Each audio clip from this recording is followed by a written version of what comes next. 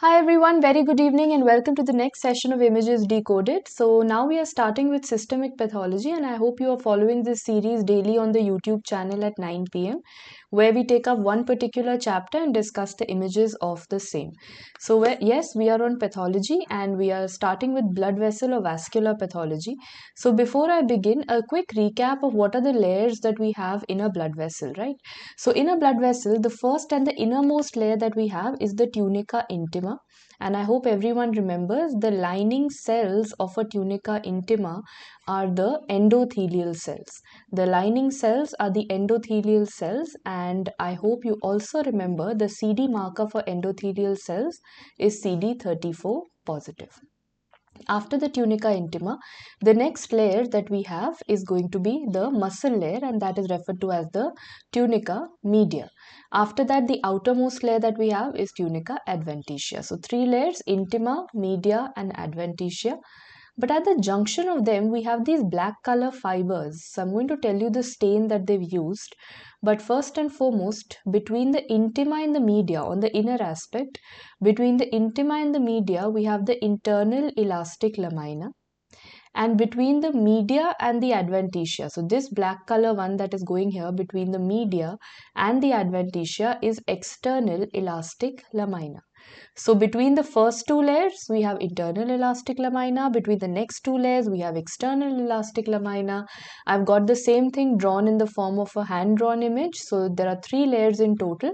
The innermost is known as tunica intima, which is made up of endothelial cells which are CD34 positive. Between intima and media, we've got internal elastic lamina. Between media and adventitia, the outer one, we've got external elastic lamina. Having said that, now let's begin with the other images which are pathology wise. This was all normal. So now talking about the pathology, the first blood vessel related pathology that I'm going to talk about is sclerosis. Before I get to that, there are two sclerosis that we have to know. There's something known as hyaline sclerosis and there's something known as hyperplastic sclerosis.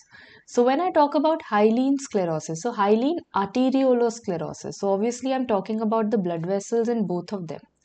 What is the meaning of the word hyaline? The word hyaline refers to pink glassy material. So in the wall of the blood vessel, I'm going to have some pinkish material. And when do I see it? I see it in benign hypertension and diabetes mellitus. So I'm going to have a blood vessel like this, and in the blood vessel I'm going to have a lot of pinkish material in the vessel wall, and that is what I call as hyaline arteriolosclerosis. Versus what is hyperplastic? Hyperplastic means something is increasing. So what is increasing? There's a smooth muscle hyperplasia. And how will it look like? The hyperplasia will be like this. It will be like an onion skinning. And where do I see this? It will be malignant hypertension. So simple. Benign hypertension shows me hyaline arteriolosclerosis. Malignant hypertension shows me hyperplastic arteriolosclerosis. Coming to the image. So in the first image over here, if I see this is a blood vessel, this is the lumen of the blood vessel, and here I see a lot of pink material all throughout. So this definitely clearly becomes the hyaline type of arteriolosclerosis. Versus in the next one, I see a tiny lumen out here, and this entire wall is looking as if there are cells going in a concentric whirling kind of a pattern, onion skinning pattern. So what kind of arteriolosclerosis does this become? This becomes hyperplastic arteriolosclerosis. So can I say any blood vessel? Say for example, you are dealing with a case of benign hypertension and they ask you, okay, it's a case of benign hypertension, so what will the blood vessels of the kidney show you? You'll say hyaline arteriolosclerosis. Versus if you're dealing with a case of malignant hypertension, what will the blood vessels of the kidney show you? They will show me hyperplastic arteriolosclerosis. Since I'm talking about kidney, why not correlate it? So when we are talking about benign hypertension, have we already discussed what the blood vessels are going to show you? Hyaline arteriolosclerosis. Hyaline arteriolosclerosis. But what is the kidney going to show you? The same benign hypertension in the kidney shows me a gross appearance known as leather grain kidney. Means the kidney surface becomes very granular. The kidney surface becomes extremely granular. It's not smooth. It's not shiny and smooth. It's very granular. Whereas when I'm talking about a case of malignant hypertension, In malignant hypertension, I've already discussed what the blood vessel is going to show me. The blood vessel is going to show me hyperplastic arteriolosclerosis. But what does the kidney show me? The very famous NEET PG question. The kidney will have these red spots. The punctate red hemorrhages the kidney is going to have. And that is known as the flea-bitten kidney. So I think along with just blood vessels, we've also done all the changes of benign and malignant hypertension. So benign hypertension in blood vessels hyaline, in kidney leather grain. In malignant hypertension, blood vessel hyperplastic, kidney flea bitten. Since we are talking about sclerosis, why not talk about one more sclerosis that we have in pathology in the blood vessel, and that is Monckeberg sclerosis. Now what is Monckeberg sclerosis also known as?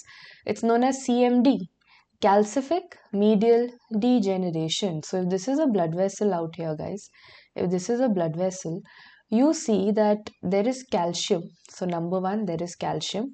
In which layer of the blood vessel is it present? So medial means it's in the tunica media of the blood vessel. So can you see the bluish color calcium is in the tunica media of the blood vessels? And what kind of a disorder is it? You will say it's a degenerative process. Means it's a process that's going to happen in old age. It's a process that will only be in old age or, age-related process. It's not some infection or cancer. It's just an age-related process. So remember, it's calcification in the tunica media as a result of old age degeneration, and that is Monckeberg sclerosis. Well, having said this, now let's begin with the next set of disorders. So there are two more set of disorders which we have to do images of. The first one is known as vasculitis. So the first group of vasculitis that I'm beginning for all of you is this. So how does this patient present? Look at the entire protocol, the entire presentation. I've got a patient who's got this nodular thickening in the temporal region. So that's the first catch point that you have. There's a temporal region thickening, and this patient has presented with a lot of throbbing headache, very severe headache, which is localized in the temporal region. So localized headache in the temporal region. Obviously, we are talking about temporal arteritis. If I do a biopsy of this, then now you need to know what is the other name of temporal arteritis. Temporal arteritis is also known as giant cell arteritis. So what do you expect in a biopsy finding? You'll say, ma'am, I'll see a lot of giant cells and granulomas. So what do I see over here? Look at this cell, look at this cell, look at this cell. These are all having ... multiple nuclei. I'm seeing multiple nuclei inside them. Those are giant cells. So that proves my point. Giant cell arteritis.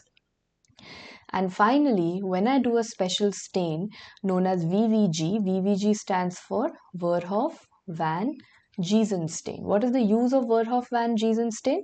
Verhoeven van Giessen stain is done for staining elastic fibers. Okay, so let me trace. See, this is the lumen of the blood vessel, so I'll label this as a blood vessel. This must be the innermost layer, so I'll label this as the intima. After the intima, this must be the medial layer, so I'll label this as the media. And what is the thing at the junction of the two? I think everyone knows at the junction of intima and media, this zigzag black color line that I'm seeing becomes the internal elastic lamina. Haven't we studied the internal elastic lamina? However, do you see over here that in this area, the internal elastic lamina is broken? There is fragmentation of the internal elastic lamina. On which stain do I identify that? On Verhoeven van Giessen stain. So guys, what does all in all temporal arteritis show me? It shows me a nodular thickening of the temporal artery. It shows me lots and lots of giant cells, and it shows me fragmentation of the internal elastic lamina. So this is which vessel vasculitis? This happens to be a large vessel vasculitis. I'm currently on the large vessel vasculitis group, and under large vessel vasculitis, the first one that I've done is the temporal one, the T for temporal arteritis. Now I'm going to move on to the second one, and that is the T for Takayasu arteritis. So have a look at this, guys. This is a case of Takayasu arteritis. And what do I see over here? In Takayasu, there are two very characteristic things written. It usually affects which part of the body or which blood vessel. So you also call it Aortic arch syndrome means I'm going to have involvement of the aortic arch. And if you see the vessels that are originating, can you see a narrowing of those vessels? There's a narrowing of the vessels that you see originating from the aortic arch. Why is there a narrowing of the blood vessels? When you cut through them, you saw that the lumen was very narrow. Why is it narrow? Because which layer is thickened? There is intimal thickening. So what does Takayasu show you? It shows you narrowing of the vessels. Which vessels? Arising from the arch of aorta. And which is the reason, or what is the reason for the narrowing of the blood vessels? It is intimal thickening. So will the blood flow through these vessels be fine? Obviously not. They are very narrow vessels. So the blood flow will be less. So can I say this will result in something known as the pulseless disease? Yes. So that is exactly what you have to know. Takayasu arthritis, the other name aortic arch syndrome, other name pulseless disease. So aortic arch supplies these vessels which are going, they are supplying which part of the body? The upper limb. So which vessel or which pulses are going to be weak or which are going to be absent? The upper limb pulse is going to suffer. So I hope these two images are clear when it comes to Takayasu. These three images are clear when it comes to temporal, because large vessel vasculitis are done. Now let's move on to the next one. So the next one that we have are medium vessels. So what are the ones that come under medium vessel vasculitis? Actually there are three. There's something known as polyarthritis nodosa. Then there's something known as Berger's disease. And then there's something in children, kids, that is known as Kawasaki disease. So what are the one picture that you have for each of them? For polyarthritis nodosa, I feel everyone knows the necrosis, the very famous necrosis. So first and foremost, is this a blood vessel? Yes, I can very well see that there's a lumen. So yes, this is a blood vessel out here. And I see this band of pink color material. So yes, this is a case of fibrinoid necrosis. This is a case of polyarthritis nodosa. So let me ask you two theory questions which you have to write in the comments below. In polyarthritis nodosa, which is the most common vessel affected? And next, which vessel is never affected? Never involves which vessel? So these are the two homework questions for you which you have to type in the comments below, which I'll obviously be watching out for. So the most common vessel affected in PAN and the vessel that is never affected. Okay, having done PAN, what is the classical image that you get for Kawasaki? Kawasaki shows you the very famous strawberry tongue. And I hope you are all aware that strawberry tongue has two differentials. Number one, in terms of pathology, we talk about Kawasaki disease. And number two, in terms of microbiology or medicine, we talk about scarlet fever. That can also show you the strawberry tongue appearance. This was for Kawasaki. This happens in kids, right? This happens in less than 5-year-old kids. A very important vasculitis in them. And the third one is Berger's disease. So first, I think this is a history which will always be given when they ask you a case of Berger's. What is Berger's associated with? It always will get to you with a history of chronic smokers. It is associated with smoking. And the other name is very important. It is known as TAO. Thromboangiitis obliterans. So itis. Whose itis? Itis means inflammation. So whose inflammation? Blood vessel inflammation. Angiitis. What else in the blood vessel? Thrombus.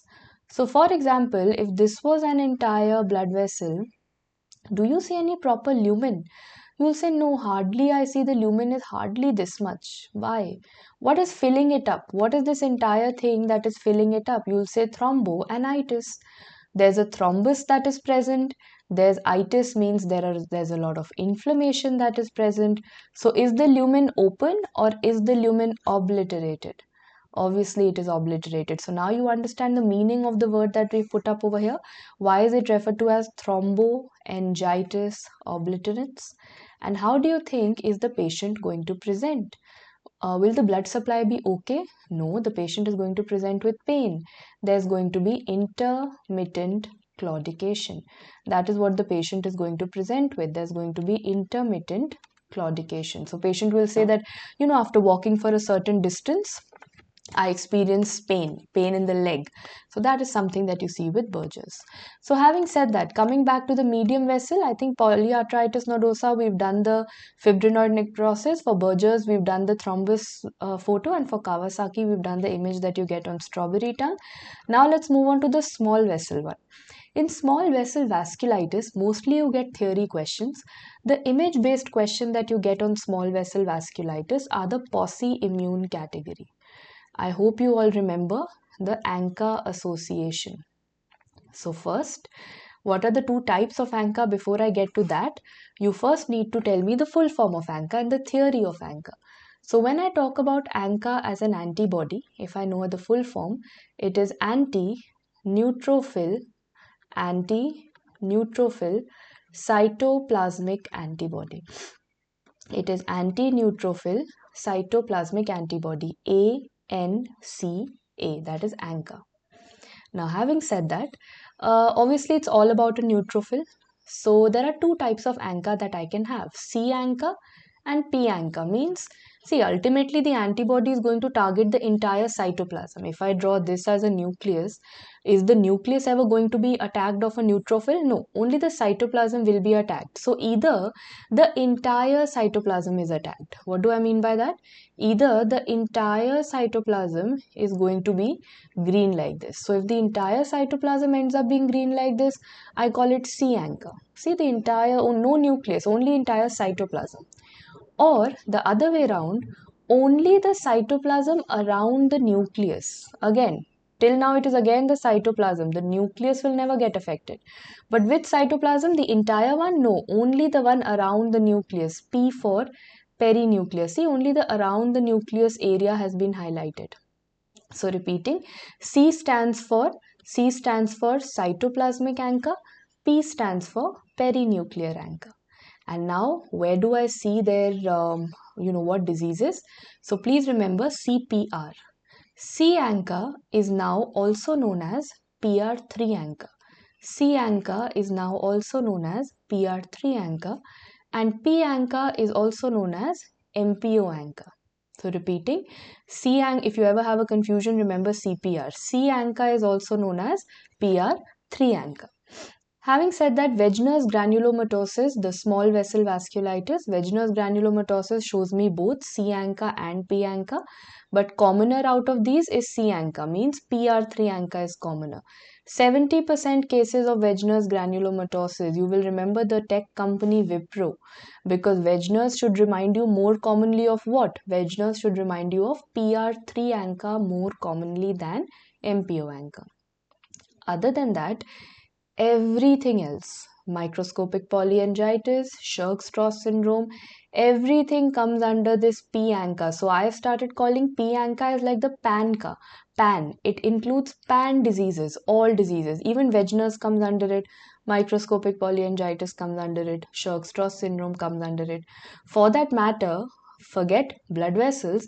In the intestine, even ulcerative colitis shows you PAN ANCA. And in the liver, primary sclerosing cholangitis. I repeat, primary sclerosing cholangitis, that also shows you P ANCA positivity. So that's why I call it PAN, because not only all blood vessel disorders show me intestine, liver, every disorder shows me P ANCA positivity. So yes, if you get an image firstly, so if I ask you, okay, where would you mark Wegener's granulomatosis? This picture, you'll say Wegener's is going into both, but Wegener's is more of Wipro. Wegener's is more of PR3 ANCA. PR3 ANCA is which ANCA? PR3 ANCA is C ANCA. So the one best answer will be C ANCA. And then for everything else, my answer is going to be P ANCA. Well, having done the vasculitis, now let's move on to the next group of disorders that I have to teach you, and that is going to be the blood vessels. So when I say the tumors of the blood vessels, obviously. So when I say tumors of the blood vessels, again I'll want to give you a little bit of a summary that normally when I say any tumor, I'm going to think of either some kind of a benign tumor or I'm going to think of some kind of a malignant tumor. But in case of blood vessel tumors, I also have one more category, and that is known as intermediate tumors. So obviously I'm not going into too much of theory. I'll limit myself to the images part of it in this session. But yes, you must know because I'm going to show you images of some benign tumors, some malignant tumors, and some intermediate category tumors. So first let's begin with this benign category, and I think everyone knows under the benign category I have something known as hemangioma. Oma tells me it's benign. So what are the different types of hemangiomas that we've got? We've got this capillary hemangioma versus cavernous hemangioma. How do I identify their images, guys? When I'm talking about a capillary hemangioma, the blood vessels are very small. So all of you can appreciate there are very tiny, small, thin-walled blood vessels. That is capillary size blood vessels. Versus when I'm talking about cavernous hemangioma, you can see the blood vessels are huge. These blood vessels, look at their caliber, they are huge blood vessels, dilated channels. So if they say there's a blood vessel tumor where there are small thin-walled blood vessels versus dilated blood vessels, you know, capillary versus cavernous. So this is the first hemangioma variety that you've got. Apart from that, you also have a different kind of a hemangioma known as lobular capillary hemangioma. So that's something that we need to study now. Lobular capillary hemangioma is a very technical name. Do you want to know the usual? I think you do know. What is like the more usual, ground reality kind of a name? This is also known as pregnancy tumor. Yes, this is seen in pregnant females. So what is pregnancy tumor? It's seen in pregnant females. It is also known as pyogenic granuloma, and that's the most misleading name one can ever have. Pyogenic granuloma, pyogenic. The word pyogenic tells me it's something to do with a bacteria. Is it? No, it is nothing to do with a bacteria. Granuloma word tells me that it shows me a granuloma, but does it? No, it does not. So that's why I said neither is it pyogenic nor is it granuloma. So no bacteria, no granuloma. This is not a pyogenic granuloma, but what is right is that this is seen during pregnancy. So a pregnant female will come to you with such kind of a reddish lesion either on the gums or it could be on the finger pulp or the fingertip, and you really don't need to do much about it because after pregnancy, after delivery, this is anyway going to subside. But if you do a biopsy of this, if this pregnancy tumor is taken up on a histopath, what will you see? That's a very famous previous year question. Pregnancy tumor shows me LCH, that is, it's a capillary hemangioma. So tell me, what kind of vessels do you expect? Tiny capillaries or big cavernous? You'll say capillary means I'm expecting, look at the very tiny, very small capillaries I'm expecting. But what's the word added here? Lobular. So are they going to be arranged in this round lobule manner? They're not going to be spread out everywhere. If you look at them very carefully, they are aggregated in some area. So this is like one lobule, then this is another lobule, this is another lobule. So that's why you're calling it lobular capillary hemangioma. After this is done, now let's move on to the next benign tumor, and there is something known as a glomus tumor. So that's the third one that you have to know. There's something known as a glomus tumor, and there are exactly two words that you have to know for a glomus tumor. As the word suggests, glomus tumor, if someone asks you what is the origin, obviously the origin is a glomus body. What is a glomus body? Glomus body is present on the fingertips, the finger pulp, the fingertips, especially below the nail. And what is it made up of? Glomus body is arteriovenous anastomosis. Glomus body is arteriovenous anastomosis. And why has God given us glomus bodies? Because God wants us to regulate our temperature properly. So actually the function of a glomus body is to regulate the temperature. It's an arteriovenous anastomosis. So if a tumor arises from this glomus body, I call it a glomus tumor. So if glomus body is present on the nail bed, what will be the location of the tumor? That will also be below the nail. So can I say the most common location of a glomus tumor is subungual? It is going to be below the nail, yes. And let me tell you, this is one of the most painful. Patient is going to come to you with a complaint of excruciating pain. This history will definitely be given in the paper. So if these two words are written, the location is below the nail and it's an extremely painful tumor, it's nothing else but glomus. Now guys, although tumors are done in terms of images, there's one more. It's not exactly a tumor, but you put it under benign category, and that is something known as bacillary angiomatosis. Like the word tells you, it's not exactly a tumor, but yes, something that you can get as an image because Robbins has an image on it. Bacillary, the word bacillary tells you that yes, there is something to do with a bacteria, and angiomatosis tells you it's something to do with blood vessels. So fine, blood vessels are there, but which bacteria is there? I'm dealing with Bartonella henselae, the same one which was causing that cat scratch disease. The same cat scratch disease wala also causes bacillary angiomatosis. So do you get an image of bacillary angiomatosis? No. But do they ask you what is the stain for Bartonella henselae? The stain for Bartonella henselae is the Warden Starry silver stain, and I think we know that whenever I have the word silver written in a question, the color that is going to come to the organism is going to be a black color. Any stain that has the word silver in it, the name that will be put up will be black color. So repeating, Bartonella henselae causes cat scratch disease, I know. It also causes bacillary angiomatosis. And to stain Bartonella henselae, I have Warden Starry silver stain. And I think everyone knows that Warden Starry silver stain is not just something that I use for Bartonella henselae. I mean, apart from Bartonella henselae, there's an even, more useful condition, different bacteria where it is more useful, which is more commoner to find, and that is H. pylori, correct? So H. pylori is the other one where I find the use of Warden Starry silver stain. That's again a very favorite question. Having done with it, guys, your benign tumors are done. Under the intermediate category, I have only one to teach you, and that is the very famous Kaposi's sarcoma. So let me tell you, Kaposi's sarcoma is somewhere in the gray zone. It's somewhere in the middle. I think everyone knows it's caused by human herpes virus 8. That's a very known fact. And how do I identify? It's a sarcoma. Any kind of a sarcoma, the cell population will always be spindle-shaped cells. So if you're seeing these long cells out here, yes, these are the long cells of Kaposi sarcoma. So imagine if this was a blood vessel, and if you remember the lumen, you were supposed to see a nice and round lumen. Now I'm saying that no, in the surrounding there are so many spindle-shaped cells that can I say this blood vessel will kind of get compressed? The blood vessel can get compressed. So can I now say that my blood vessel looks more like a slit? So can we write this word? Apart from spindle-shaped cells, we'll also get to see slit-like vessels.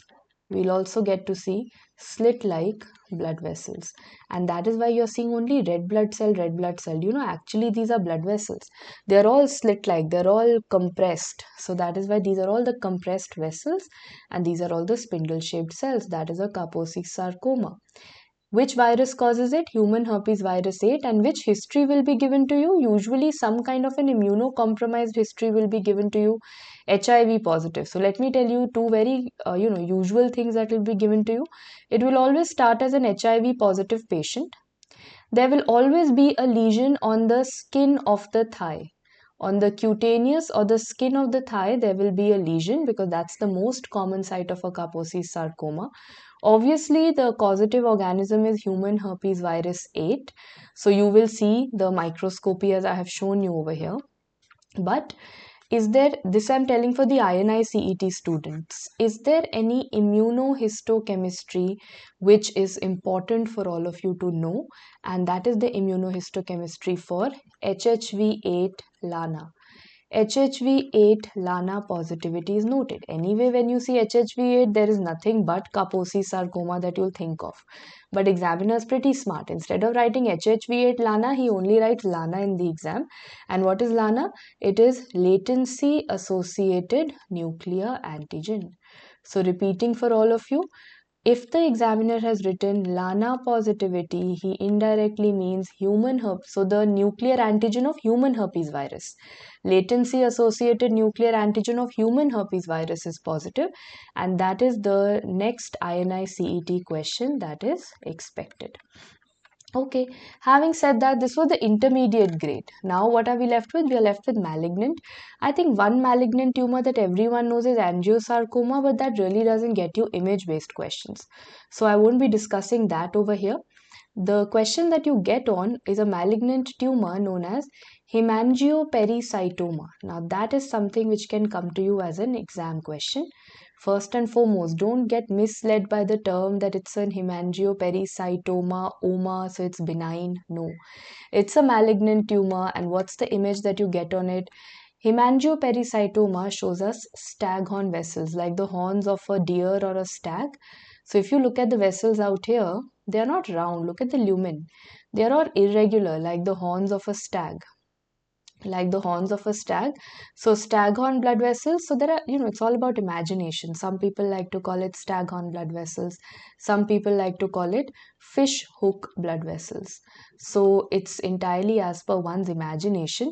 But yes, at the end of the day, whatever word is given, the tumor is hemangiopericytoma.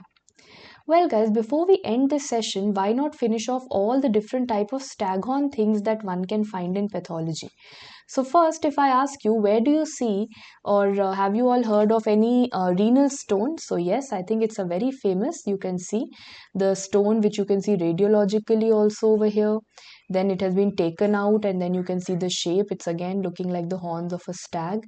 Let me show it to you within the kidney. I think everyone can appreciate this staghorn stone.